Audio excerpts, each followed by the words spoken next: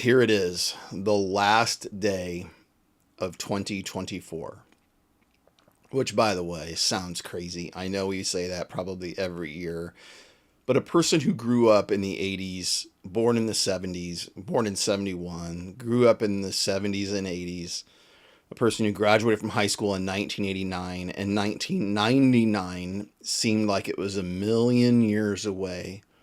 Those of us that listened to the album 1999 from Prince in 1983 thought 1999 was a million years away, and now here we sit on the final day of 2024. Unbelievable. I used to write, whether it was in a Facebook post or on my blog at the end of the year, or I would make a video of just the pictures put together with some music to it, started in January and went till the holidays that were like now. Obviously, now that I'm doing this thing, it's hard to believe that I only had 2 of them out a year ago at this time. This is number 32, no coincidence, Magic Johnson, there you go. I'm all about the numbers. So 3 years ago, one of the posts as I was reading this morning as I was sitting in the parking lot in Walmart waiting for it to open. Yes, those of you who don't know me well, I go to Walmart before anybody else gets there because I can't stand to be out in public and I don't like crowds. So I legit was looking at my Facebook memories in my truck at 5:59.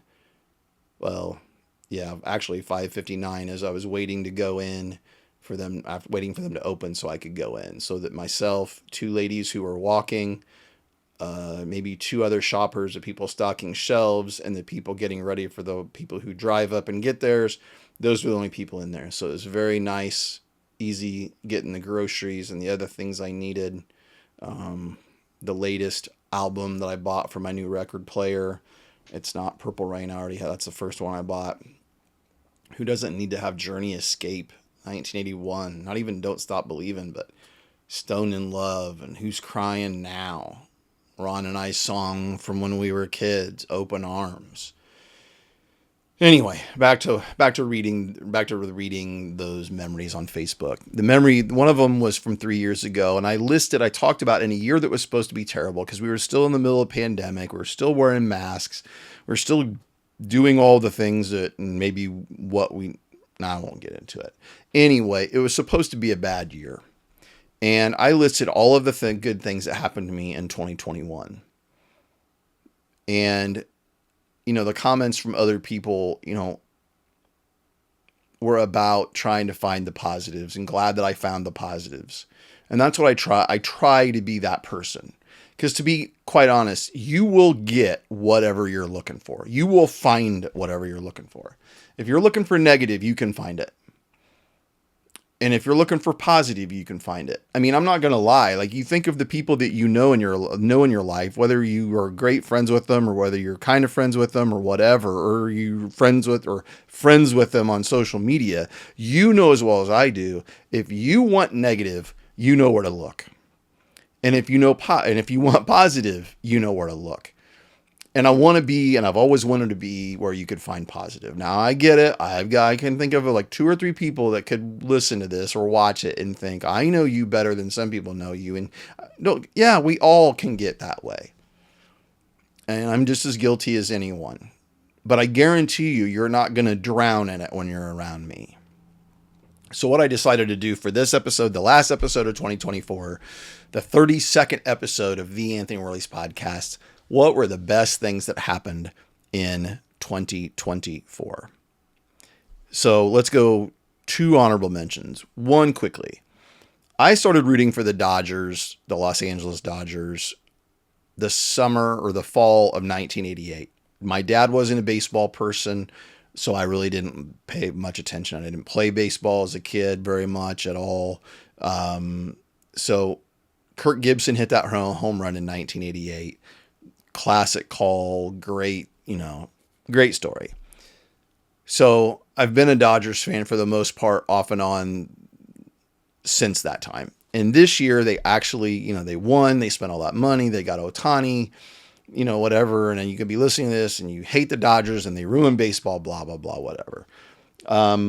two things. One, they have underachieved even after winning 100 plus games multiple times in the last 6-7 years. Because baseball's different. You could win 100 and plus games and get to the playoffs and get beat by a team that barely got in because they got hot at the right time.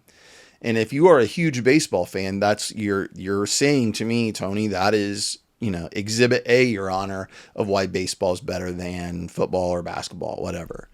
And I couldn't argue that. And the thing that I love the most is because of the failings of the Dodgers over the last 5, 6, 7 years, they could have easily ditched Dave Roberts as their manager.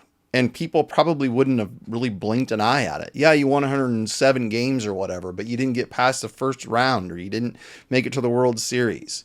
You got to find somebody that can get us over the hump, so to speak. And they stuck with them. And he managed a masterful playoffs. I mean, just crazy. He did so many guys hurt on the pitching staff and whatever. And if you don't follow baseball, just know that he managed. And if you do know baseball, you know what I'm talking about. There's no way they should have won the way that they had to do it pitching wise. And they did it. And it was fun because as a coach, a person who has been there, people believed in him when sometimes it may have looked like you shouldn't believe in him. And I thought that was satisfying. And as a fan, I was really happy for him. That was cool. Along the same lines, it was sad in the World Series and the playoffs because one of my best friend's favorite people is in heaven and I couldn't get a text of him making fun of me about them Dodgers buying a World Series. I miss those conversations. I miss those texts. I miss my best friend.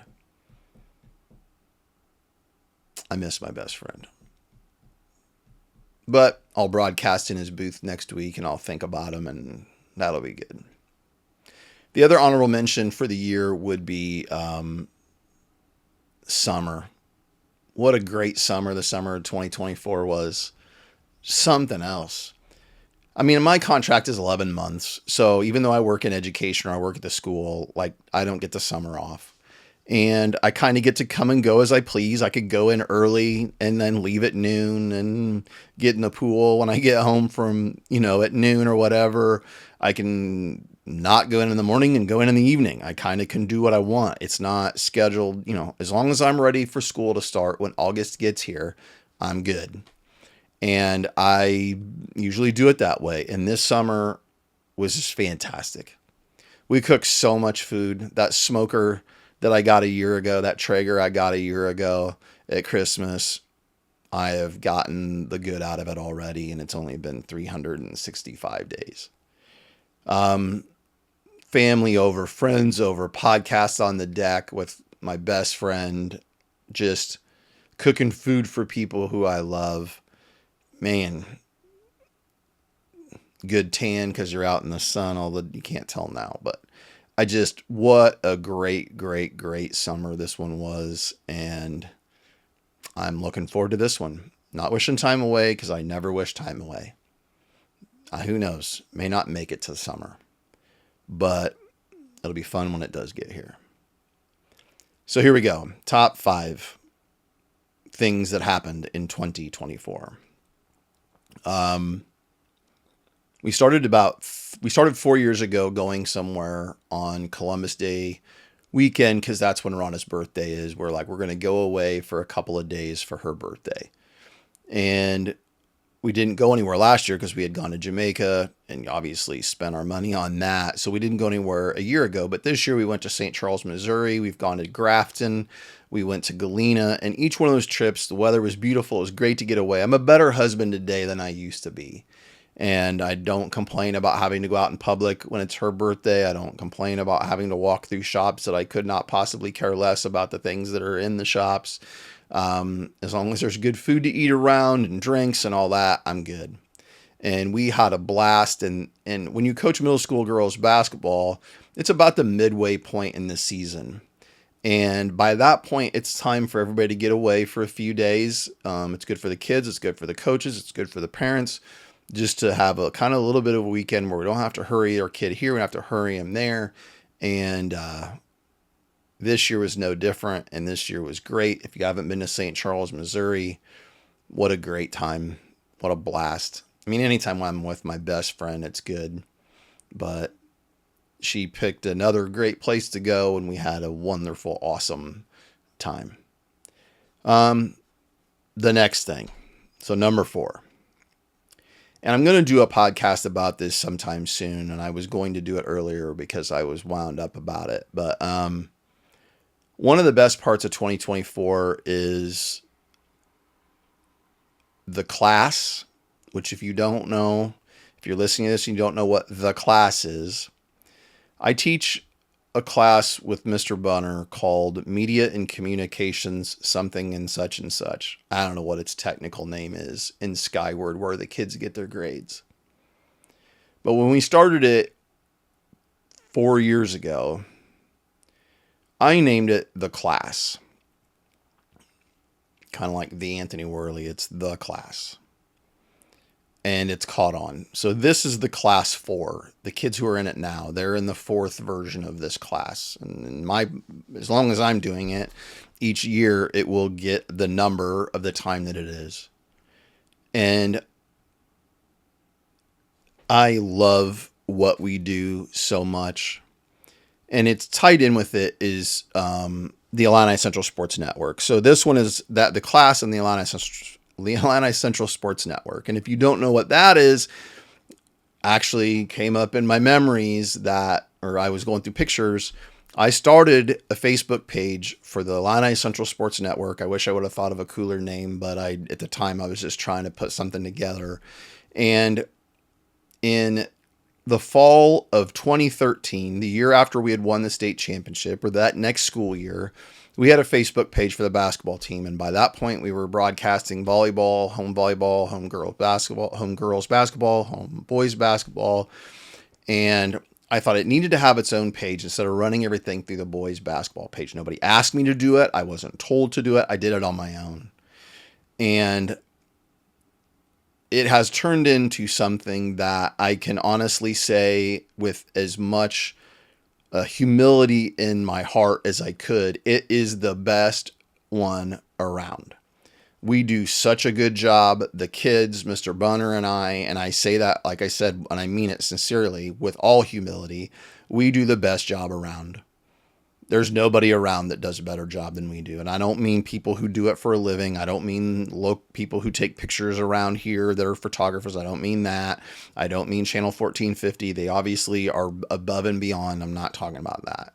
But as a student-run, teacher-led thing, we do the best job around. And we take it so seriously. And the class in the Illini Central Sports Network, Illini Central Sports Network, why can't I say those things? They work so hand in hand, and it is student driven. And yeah, he and I do a lot of things and we help, but this year has been a good year. And this is not saying this year's better than any other year. Really what it is the fact that we have 3 kids away at college who are freshmen in college right now, who have gone into a profession that's based on things they did for the sports network and they did in the class. The fact that Bailey Cruzy is at college on a golf scholarship, already has done sideline reporting for ESPN Plus at Lindenwood College where she's at. The fact that Cabes is in Macomb doing things for Western and has been on camera for things that he has done. And that Elijah Stender is at the college he's at, which its name escapes me now. I apologize. But he's doing graphic design things, and I got to talk to him before Christmas, which was great. I love each one of those 3 kids, and they are doing something for their job where they're headed is based on something they did because Illini Central supports what Mr. Bunner and I do. I say this a lot. For as much as some people run down Illini Central, the things that we're doing currently and the things that honestly we've been doing since I've been here for 22 years are terrific, and I'm thankful for it. And I'm glad to be a small part of making that happen. And there's a kid, Macy is in there right now, and she's going to go into something based on the stuff that we've done. And we've had other schools reach out to us and want to know how we do what we do because they want to be able to start something like that. That means something. And that is one of the best parts of these last 4 years. And it has kind of it's kind of getting there now with the class. We had this discussion the other day with our students. Our competition with the class and the sports network, it's not anyone else around here. It's no other school. We are competing with ourselves. We are pushing ourselves to be better all the time. And even as proud as I am of the things that we've done, I still am not happy. I was thinking about it when I was driving home this morning. I'm not happy. We haven't done enough. We got to do more. And we get compliments all the time from people around here. And like I said, other people reach out. It's still not enough. And I said I'd do a podcast. I guess I may not need to. Now I've rambled about it. But we have a saying in the class, fine isn't fine. If someone says, oh, it's fine. No. We don't want fine. If you can make it better, make it better. And the class and the Illini Central Sports Network, they've made things at Illini Central better. And I'm proud of that. And I'm proud of the kids. Number 3. If you would have told me on Labor Day weekend that on December, was it 7th or 8th, that we would be playing in the state tournament with 7th grade girls basketball, I would have told you didn't know what you were talking about. I still have this feeling from that the memories that we made. And that's what happens when you win. You love every kid you've coached. I love every kid I've coached. I've coached great kids, whether they were from VIT, South Fulton, or Illini Central. And you don't love the kids that go to state more than the kids that don't. I promise you don't. What going to state does, or the more you win does, it gives you the opportunity to make more memories. And I guarantee you that if you ask any person, any coach, any player, anybody who's ever had the opportunity to do that, they would agree with me. When I get together with the boys who helped win the state championship, we do not talk about single individual basketball plays. We don't talk necessarily about games. I'm not saying it never comes up, but you talk about the memories you made and the people you got to do it with. And that's what makes it special. You've prolonged the end. That's what makes it special. You know, I have this picture that Coach Francis, and I think I mentioned it in one of the other podcasts, Coach Francis took a picture of Cole and I in the locker room after our last game together, my last varsity boys basketball game. I wanted to prolong that hug as long as I possibly could. And thankfully this year with the 7th grade girls, we prolonged the tears and the after the season hugs longer than anybody would have dreamt we would have been able to do that. And what a great memory that is. What great memories we made. I see those kids at the school and I miss the girls from Greenview that I don't get to see. I see a 5th grader and they give me a hug in the hall. Or I see, another 5th grader and we're wearing the same sweatshirt and we're like, hey, good sweatshirt. Or the 7th grade girls see the waving at them down the hallway or teasing them about whatever. Just so many great memories of kids becoming the best versions of themselves and working hard and working together to do something that brought the community together, as it always does. And that's all it is. That's all it is. It's not about win. It truly isn't about winning. It's making those memories that you'll look back on for the rest of your life. And those kids will be able to do that. And so will their parents. And along those same lines, I was so proud of the 8th grade, and I'm still so disappointed that we didn't win a regional and that we didn't have that opportunity. I'm still not over that either. I mean, the team we got beat by got second in state. Like, that's an accomplishment. I told a number of people, my dad always said you root for the team that beat you because then you can say you got beat by the best. And I'm petty, and I never rooted for the team that beat me because I wanted them to feel what I felt. And I guess I'm getting old because I did want Illini Bluffs to go on and win state. I wanted their coaches are very nice people, and I wanted them to be able, and their kids are good kids.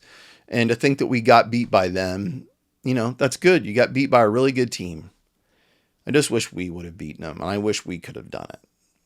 Because again, an opportunity to coach kids you love a little longer and make more memories that you'll look back on for the rest of your life. So that was a great part of 2024, obviously.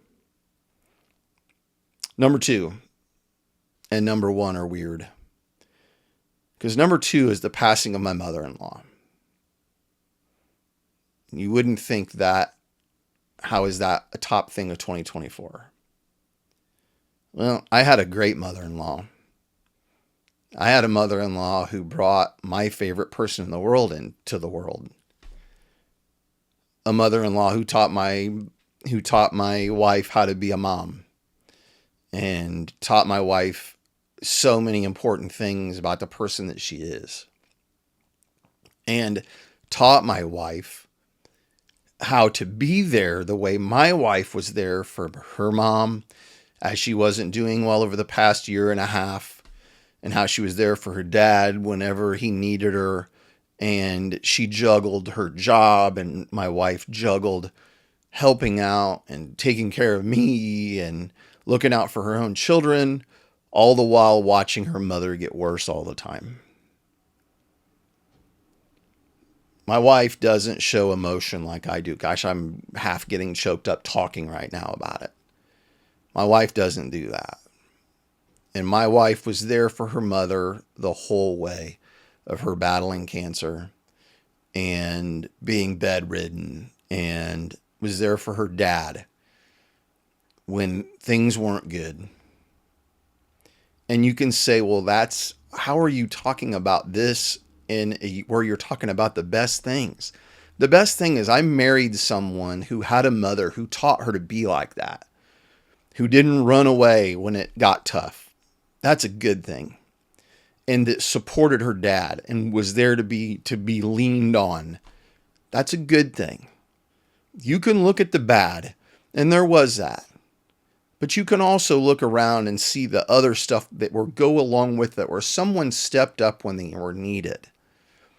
And we know where Dorothy Arnett is right now. And we can see the impact of her life. I can. In her daughter, and her son, in the relationship with her husband, her relationship with her grandkids, other family members. She's not in pain anymore. She's not bedridden anymore. And that's a good thing. And the 81 years that she was on this planet was a good thing too. And she had an impact on a lot of people. And that's a positive. The number one thing for 2024, and it's not close, it killed all the other things. My daughter's wedding day. It was a really good day.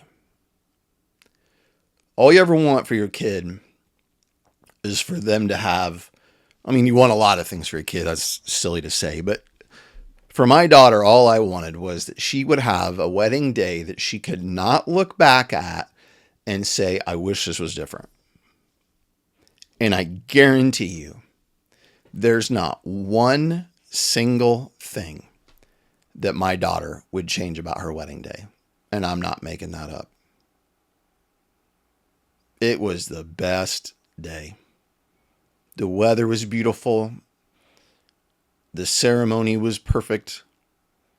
Everybody there seemed to have a good time. The Airbnb was amazing that she stayed in. It was perfect for pictures and the setting for her and her friends. And she married this guy that just loves her to death. Puts up with her crap. Accepted the fact that he has to have 2 ding-dongs for brother-in-laws.